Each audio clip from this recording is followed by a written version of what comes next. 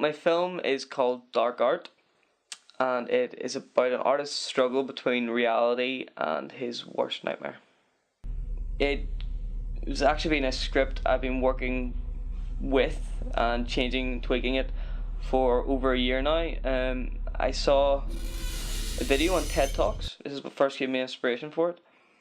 And the video was a girl talking about in Roman times people weren't geniuses, they didn't have that separation.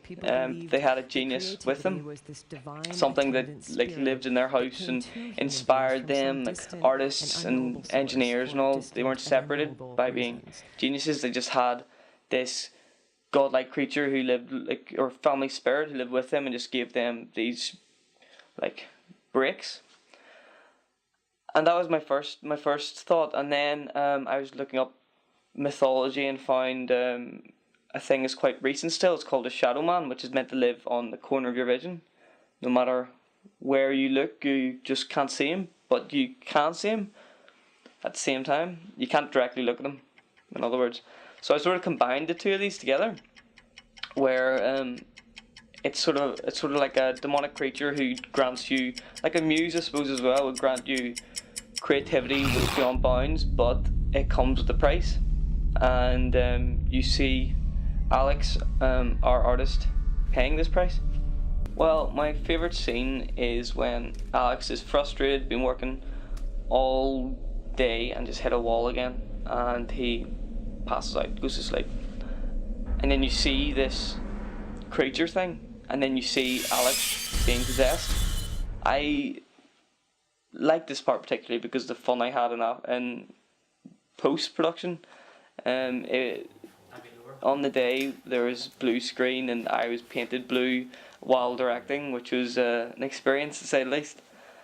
Those shots in post-production were quite fun. I'd never done green screen properly before, and because it's a supernatural kind of thing, you can just really go wild with it, and it can look kind of strange, but it can look strange and I can be happy with it. In the film, I had to be the shadow man while directing, which may seem strange, and it was, but it was really good fun as well. And every time I caught myself in the mirror, I just realised that there's about 6-7 people actually listening to me while I'm blue, and it felt kind of great that I could still get things done while being blue. My crew consisted of all ages and all backgrounds.